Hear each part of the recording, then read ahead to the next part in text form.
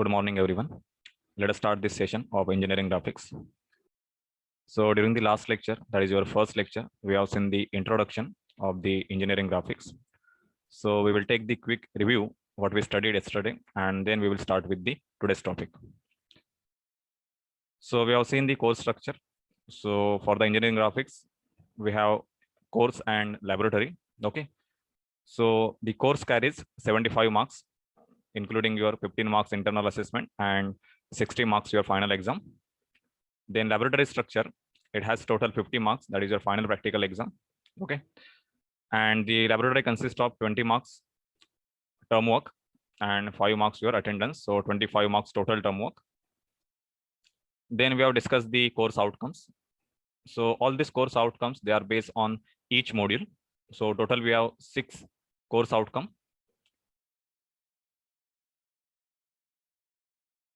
So then we have seen the concept of engineering graphics, that is a definition. So engineering graphics is mainly deals with the preparation of detailed drawings of the machines, then various parts of the machines and the buildings. Okay. So basically we are representing the detailed drawing for the parts which will be manufactured. Okay. Or for the buildings which will be constructed. So the basic difference between the art and engineering drawing is art is just an freehand drawing. Okay. It is just an imagination. So we are not going to manufacture. But in case of engineering drawing, our ultimate aim is to manufacture that product by using some manufacturing processes, or we will analyze that product by using some softwares or by experimentation. Okay. So ultimate aim in the engineering drawing, why do we prepare the engineering drawing or the detailed drawing is we need to convey the actual size of the object, and at the same time we need to convey the dimensions of that object. Okay. So that the manufacturer can manufacture that part. So these are two examples for the just an art. So these are the freehand sketches. So one thing you can observe in case of freehand sketches, nowhere we are mentioning the dimensions. Okay. So just we prepare the drawing just by the imagination of the artist. Okay. But in case of engineering graphics or the engineering drawing, it is the detailed drawing. We need dimensions. At the same time, we need to specify the scale. So we will discuss what is meaning of scale. Then we will mention the material of the components for the manufacturing. Okay. So what are the significance of the engineering graphics? So first significance is to prepare a detailed drawing. Okay. So we will develop the ability to prepare the detailed drawing of the any component which is going to be manufactured by the manufacturer. Then to develop an ability to read the drawing. Okay. And to develop a good imagination power. Okay. So these are the significance of the engineering graphics. So these are some examples of the engineering drawing or the engineering graphics. So this is one component, that is a car jack, and the second picture represent the detailed drawing, that is called as a engineering drawing. Okay. So engineering drawing, we prepare this drawing on the drawing sheets. So these are some standard drawing sheets.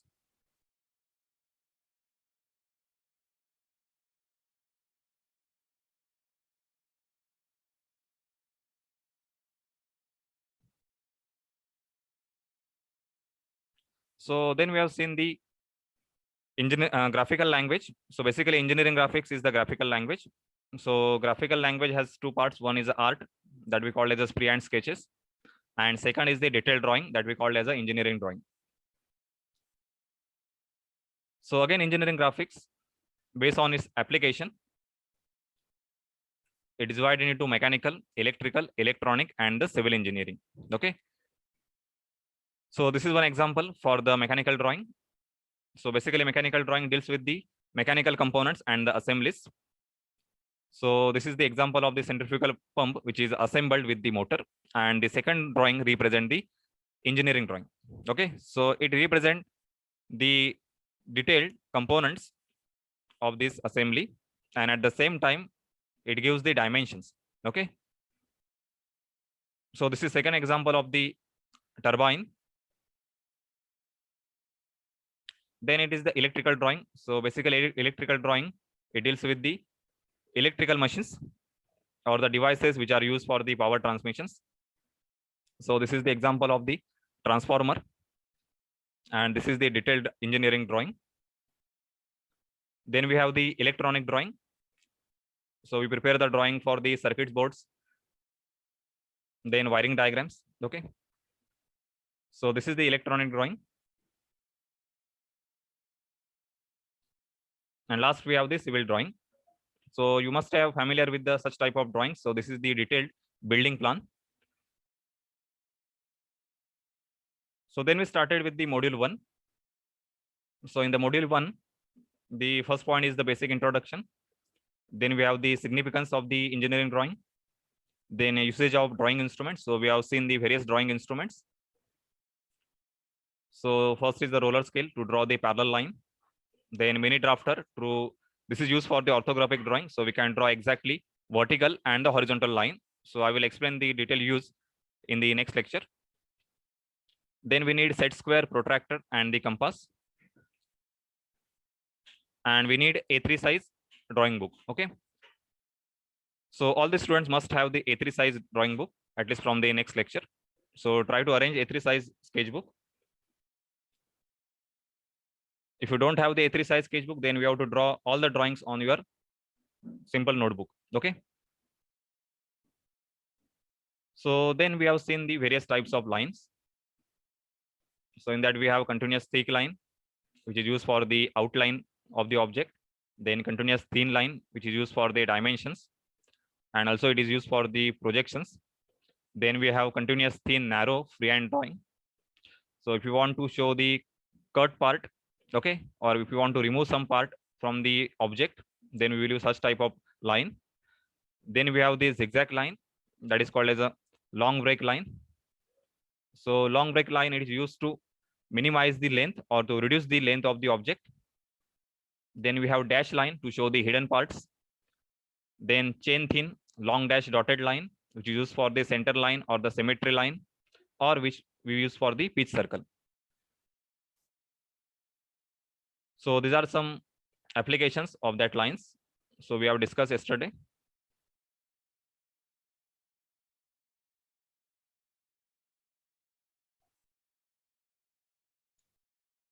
So this is the use of freehand line. Okay. If you want to cut some section from that object, and if you want to show the internal features, then we can use such type of line. Then this is the long break zigzag line. So it is used to shorten the length. So suppose the object length is too long, so that we cannot fit that object on the drawing sheet, then we can reduce the length by using such type of line, that is called as a long break line. Then this is the center line.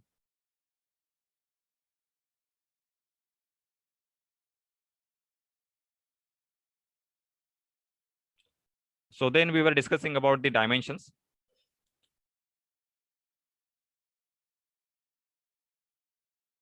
So dimensions, they are shown with the help of dimension line, which is a continuous thin line. You can observe here. So this line, it is the dimension line. So it is a continuous thin line. And at the end of the dimension line, we need to draw the solid arrow. Okay. So this solid arrow, it has the scale.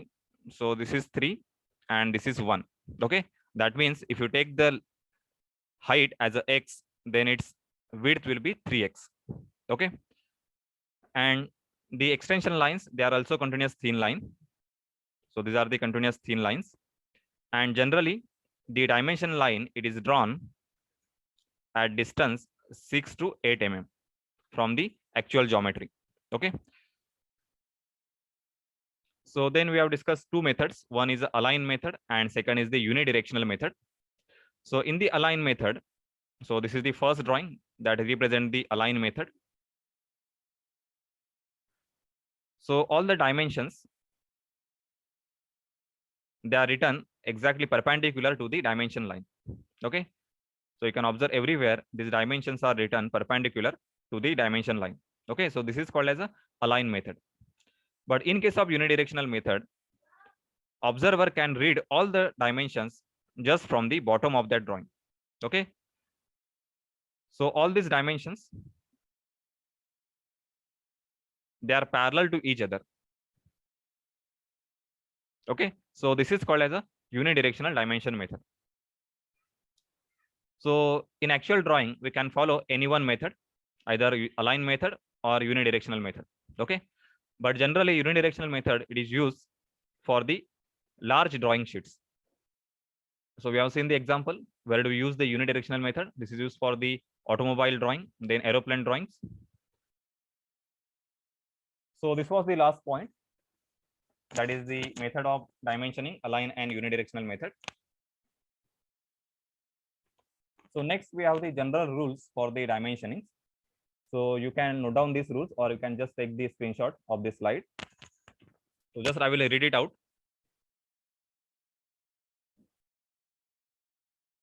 So first rule is dimensioning should be done so completely that the further calculation or the assumption of any dimension or direct measurement from the drawing is not necessary. Okay, that means you can observe here, this is one example. So we have this part. So this is maybe front view of that part. That is actual 3-dimensional part. Okay, and we have given some dimension by using the align method. So this is the align method where dimensions are written perpendicular to the dimension line.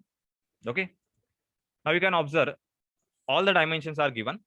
So 16 mm, then this is 20 mm, this is 10 mm. Okay, and one dimension is not given. Okay, but with the help of these dimensions, we can easily predict what is the dimension of this line. Okay, so this dimension will be, it is 60, 16. So we have to subtract 16, 20 and 30 from the 60. Okay, suppose we skip this dimension, that is 20 mm. Okay, so just take one example.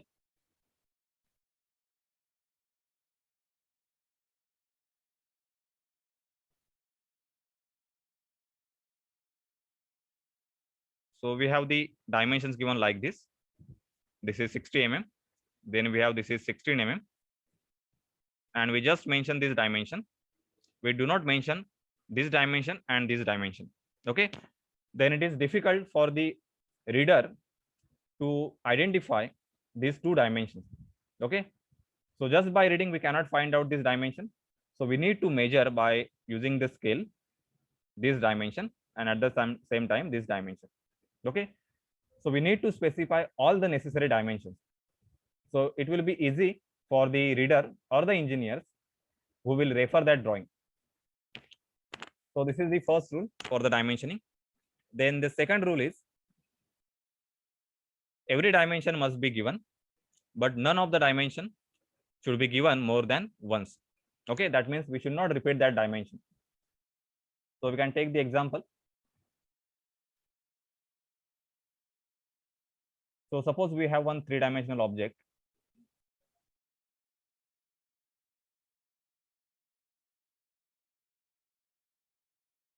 Like this. Okay, and this rectangular plate, it has one hole at the center. So its dimension, it is equal to 20 mm, and this length is 50 mm, and this length is 40 mm. Okay, and suppose the observer looking at the geometry from this direction. So this is the front view. Okay, so from the front view, observer can only observe this face. Okay, so observer cannot observe the center hole, but it only observe the rectangular face. So in the front view, we can draw the rectangular face like this. Okay, so its dimension will be, suppose this height, this is equal to 20 mm. So we can specify this dimension. So this is equal to 20 mm. I am following the align method.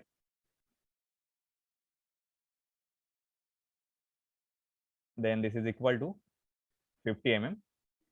Okay, but there is hidden feature, that is nothing but the hole. Okay, so we have to show this hole by dotted line. Okay, and suppose the observer observe this geometry from the top direction. So for the top view, observer will observe this complete face. Okay, so we will draw this view just below the front view.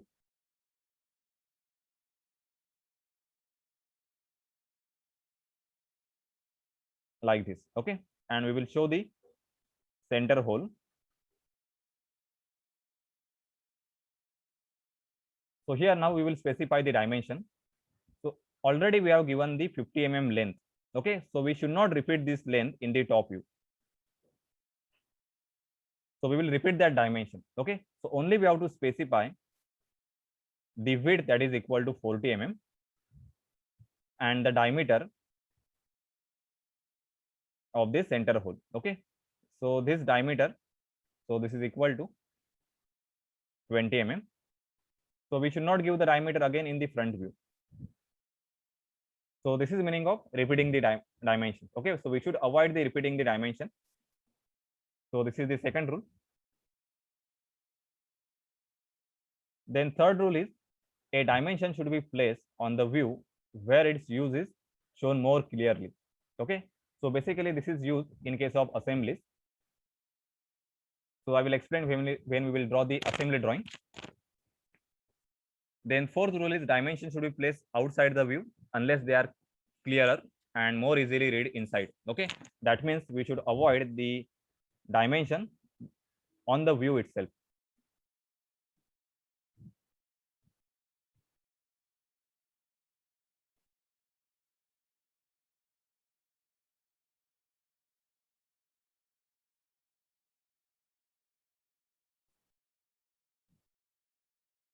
So suppose we have one view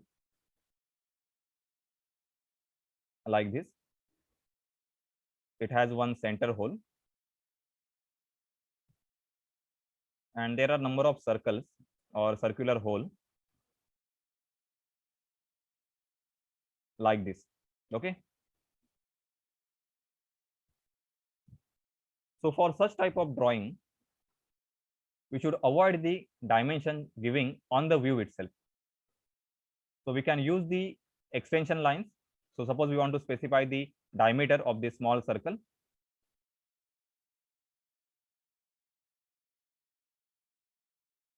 So this is called as a leader line. So we can give the dimension like this. Phi represent the diameter and its value, that is equal to 20. Okay, so we should give the dimension outside the view.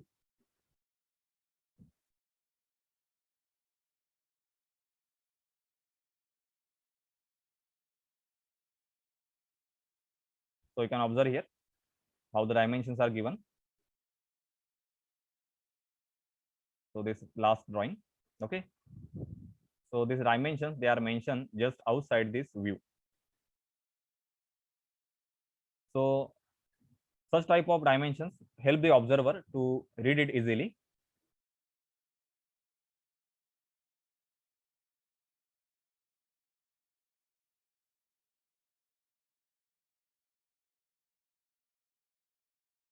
The fifth rule is the mutual crossing of dimension lines and the dimensioning between the hidden lines should be avoided. That means we should not give the dimension between the hidden lines. Dimension lines should not cross any other line of the drawing. Okay. Then sixth is an outline or a center line should never be used as a dimension line. A center line may be extended to serve as a extension line. Okay, that means suppose we have some symmetric object.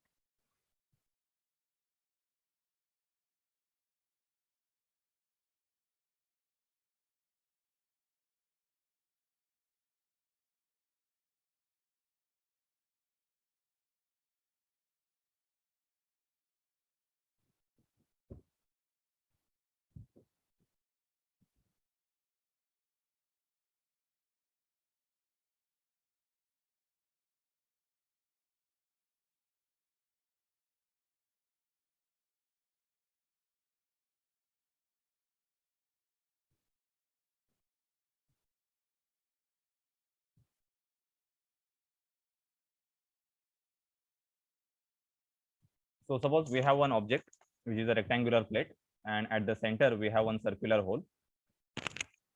So this symmetry we represent by using the center line.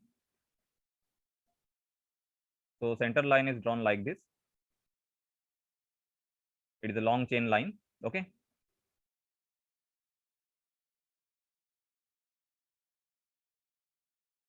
So this line represents the center as well as its symmetry. Okay. So if you want to give the dimension of this center with respect to the left edge, okay, then we can use the dimension line like this. And suppose that is at distance 25 mm. Okay. But we should avoid such type of representation because we are using this center line as a dimension extension line. Okay. And suppose we want to show the dimension 25 mm, then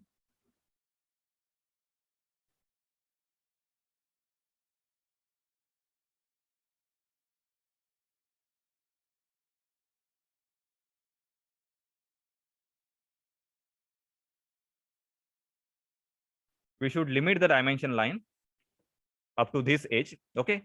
And then we can extend this center line as an extension line. Okay. So the last or one end of this center line, it is used as an extension. And then we can show the dimension line. And then we can give the given dimension, that is 25 mm. Okay. So this is the difference between the correct representation. So this is the correct representation. In this representation, we are using the center line as a dimension line.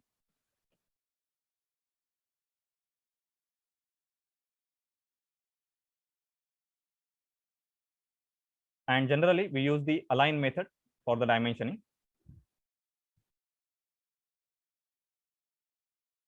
Then the next rule is the dimension line should be drawn at least 8 mm away from the outline. That means from the feature, we should draw the dimension line at 8 mm distance. We already discussed this. Okay. Then there are two ways to draw the dimensions. The first is continuous or the chain dimensioning, and second is progressive or the parallel dimensioning. Okay. So you can see the difference between the chain dimensioning and the parallel dimensioning.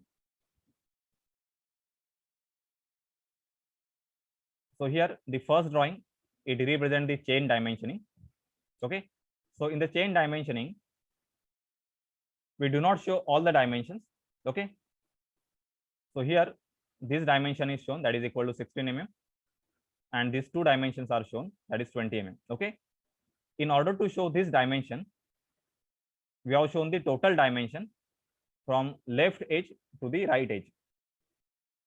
So from this dimension, we can easily find out the remaining dimension.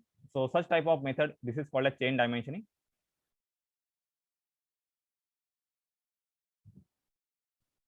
So in the chain dimensioning, the overall dimension is placed outside the smaller dimensions, and one of the smaller dimension is generally omitted. Okay. So the total dimension is placed outside and the smaller dimensions, they are placed inside. So this is called as a chain dimensioning. And in case of parallel dimensioning, all dimensions are shown common baselines. So you can observe here, we have used common baseline as an extension line. Okay. And with respect to this line, we have given the all the dimensions, and the smaller dimension is kept inside and the bigger one is kept outside. So this method, this is called as a progressive dimension. Okay. So these are some rules and the representation for the dimensioning. So you can take the screenshots. So there are some more rules. You can just read it out.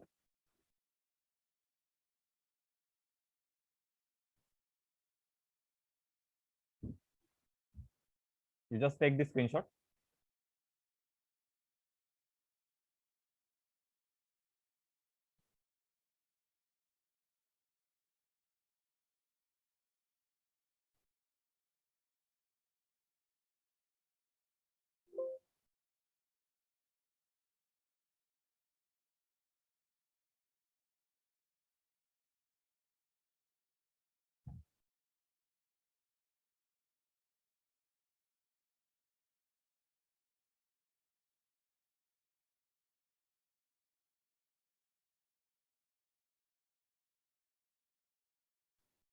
Okay, so next point for the preparation of drawing is it is the scale.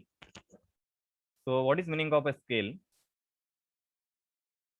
So scale is defined as the ratio of the linear dimension of the element of the object as represented in the drawing to the actual dimension of the same element in the object itself. Okay.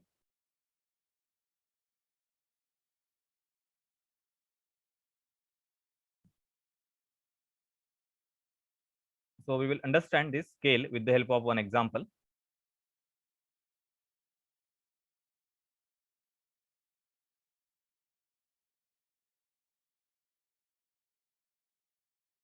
So suppose we are preparing a building plan.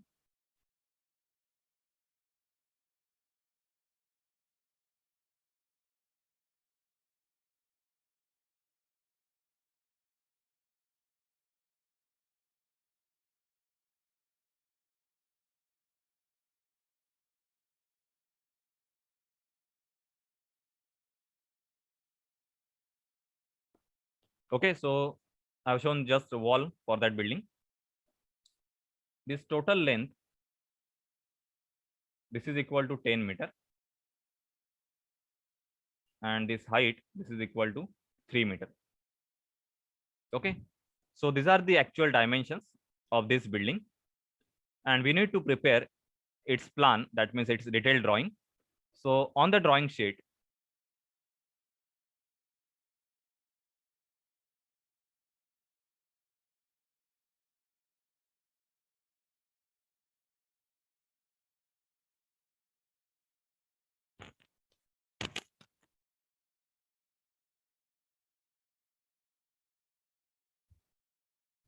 so suppose this is the drawing sheet and its size is A3.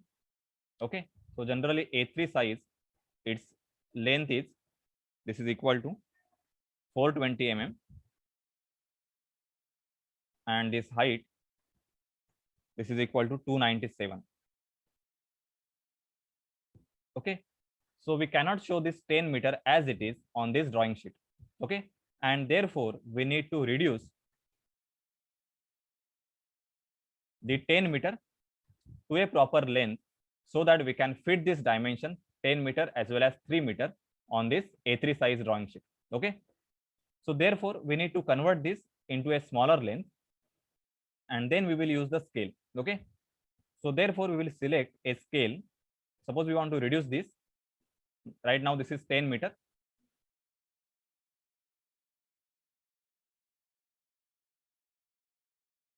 So we want to reduce this to a smaller length. Suppose we want to fit this 10 meter within a 10 centimeter. Okay, so this 10 centimeter will be in the numerator. So you can refer the definition. The linear dimension of the element of that object as a represented in the drawing. That means we will represent this 10 meter as a 10 centimeter divided by the actual dimension of that object, that is equal to 10 meter. Okay, so this scale we will find out by converting the units into a single unit. Okay, therefore convert this centimeter in terms of meter. Okay, so this centimeter will be, this is 10 into 10 raised to minus 2, this will be meter, and this is 10 meter. So this will be 10 upon 1000, and that is equal to 1 by 100. Okay, so this is called as a scale that we are using as a 1:100. So this is the representation of this scale.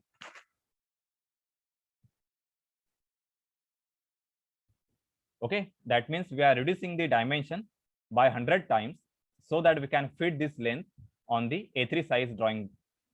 Okay, and then we will draw the detailed drawing. So suppose we are observing from the front view, so we can observe this rectangular surface. Okay, so we can draw this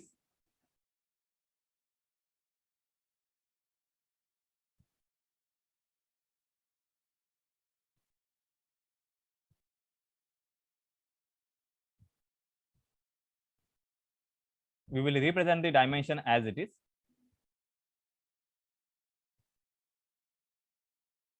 So this is equal to 10 meter only. Okay.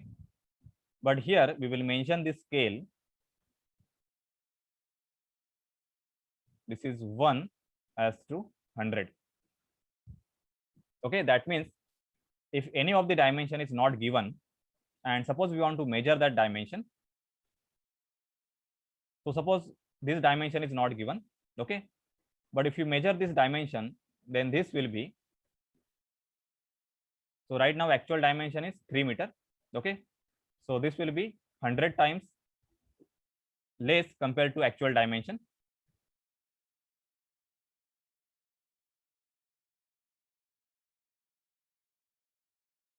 So this will be 3 upon 100 meter.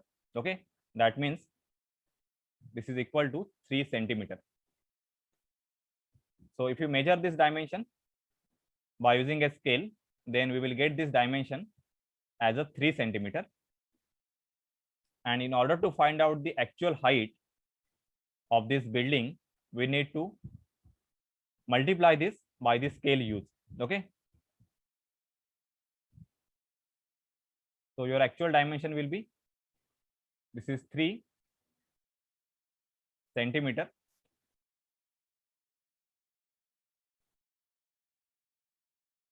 So this will be